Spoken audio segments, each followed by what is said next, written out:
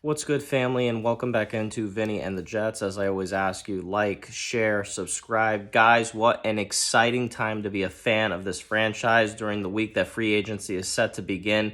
Bunch of moves have been going on coast to coast throughout the league, and Joe Douglas has shown that he has been very, very active and very excited to hand out the bag and start bringing in some marquee talent that this team has lacked for many, many seasons. So let's talk about some of the signings, because the way it stands now, by the time I drop this video, another one's going to come out that I'm going to miss. It happened to many of our fellow podcasters on here.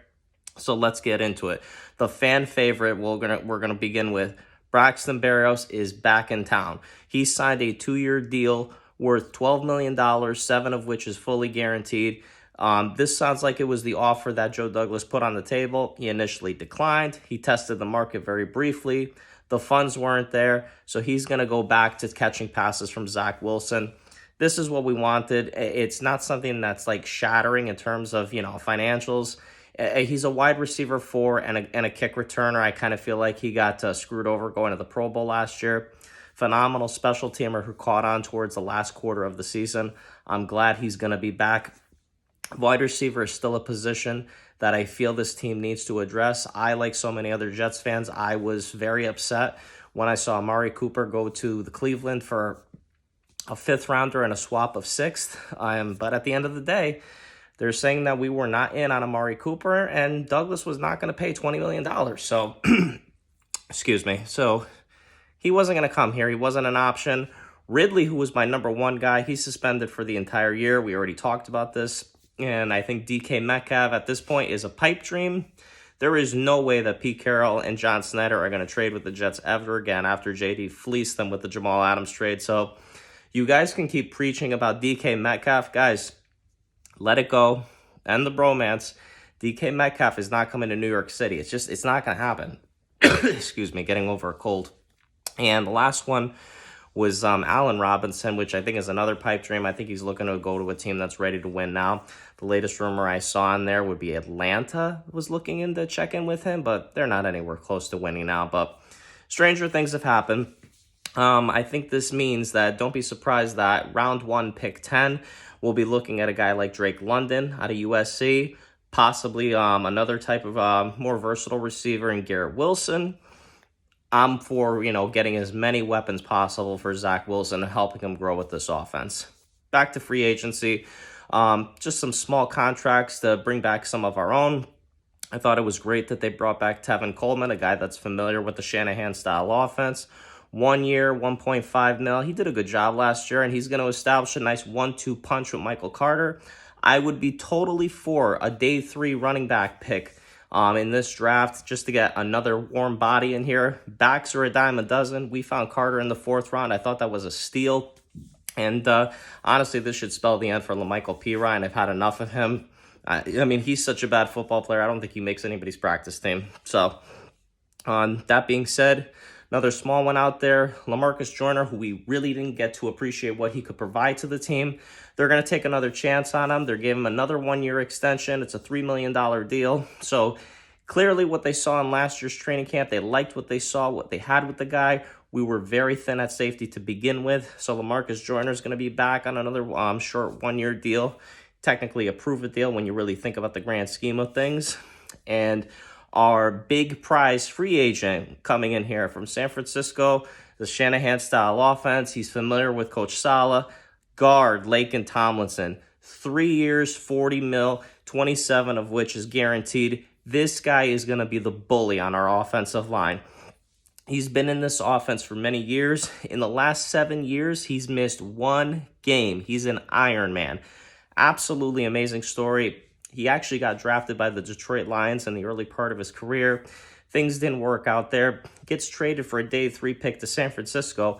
Gets into the right system, and he just flourishes. And knowing that he's already familiar with the system, it just gives me all the more confidence that it should be just seamless coming in here. A lot of fans out there, they're concerned as well. He's going to be making the transition from the left side to the right side and replacing Greg Van Roten. Listen to me. They were not going to throw the bag at this guy if they didn't fully feel comfortable that he couldn't handle the transition to the right side. I have no concerns whatsoever. The offensive line is starting to come together, and I'm starting to see the building blocks.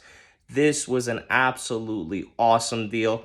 Guys were upset that Brandon Sheriff wasn't coming here. Who cares? The guy's hurt all the time, and the amount of money that he's asking for is astronomical. He wants to go play in Jacksonville in front of their 7 fans that they have down there. Go have fun. That's fine. I'd rather have Tomlinson. I want somebody who knows this offense. So let's get to it. Now, another one that I absolutely loved. Tight end Cj Uzumu. I'm probably saying that wrong. Uzama, whatever. We finally have a tight end for the first time since what? Dustin Keller, 09, 10, 3 years, $24 million. That sounds about right, about $8 million, and you're getting a true pass-catching tight end with big hands, 6'6", and he's fast. He's a leader. He's dynamic in the locker room, and he's here to help, build that culture the same way they built it in Cincinnati.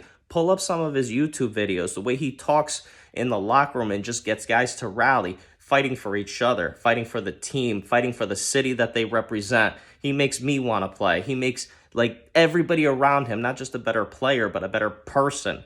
And these are the type of guys that you want as your locker room leaders to really build the culture they've been preaching since they hired Robert Saleh from the get-go. So, awesome signing.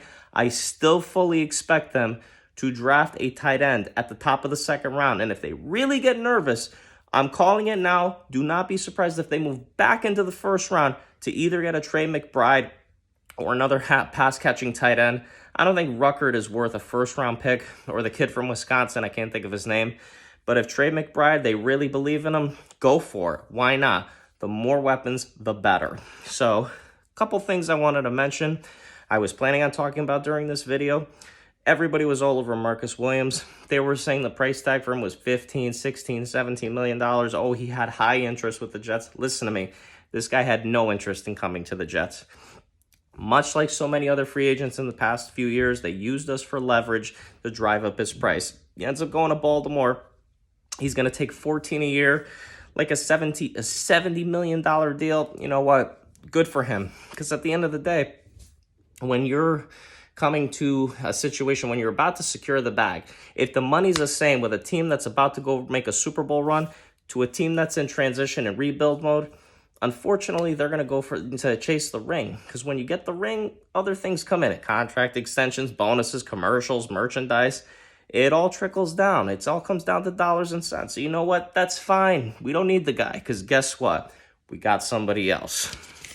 We'll talk about him in just a minute. Another free agent I hope they consider that I'm all over is Tyrann Mathieu, the Honey Badger. This is another hard hitter in the secondary. He's another culture changer. He's got a Super Bowl ring. He's played in 2 Super Bowls. Bring that experience here to MetLife Stadium. These are the type of guys that you got to bring in here. And the Jets are not done. Believe me. They got to figure out a way to stop the bleeding on that defense. Start with the secondary. Work your way out. As far as the safety, we did bring in a Super Bowl champion, Jordan Whitehead, 2 years, $14.5 million. He's only 24 years old. He's a box safety, very versatile, a hard hitter. He had a couple picks last year. This is a guy plug in and play. Boom, problem solved. So now look at your safeties now. Jordan Whitehead, LaMarcus Joyner. You got Ashton Davis. I have my reserves about him. I really don't care for the guy, but you still got Elijah Riley. Start to create a rotation. And you know what? If you want to take a day 3 pick on a flyer and another safety, I welcome that. And finally, we took a corner from Seattle, DJ Reed. This is going to be our CB1 this year. When you're paying him this kind of money, 3 years, $33 million. I don't know how much guaranteed money is involved here. But he's 25 years old. Couple picks last year. But he's definitely going to be CB1. And then you're going to see a rotation of who's going to fight it out for CB2. Will that be Bryce Hall? Will that be Brandon Eccles? Could it be a Sauce Gardner in the draft? I don't know. I would steer clear of Derek Stingley. Not taking away what type of coverage corner he is. It's just the injuries are very concerning. So guys, very, very exciting time to be a fan of this franchise. They can go any direction they want in the draft. I mean, top of the first round, I want the pass rusher. Thibs is there, run the card in. At 10, I would still be totally okay getting with Linderbaum. If you want to move over, be done with Connor McGovern. But Drake London, Garrett Wilson, Get a receiver. Get weapons. Get pass rushers. Get guys that want to hit. So as Coach Middleton once said, hit it. And you know what? I'll talk to you guys next time.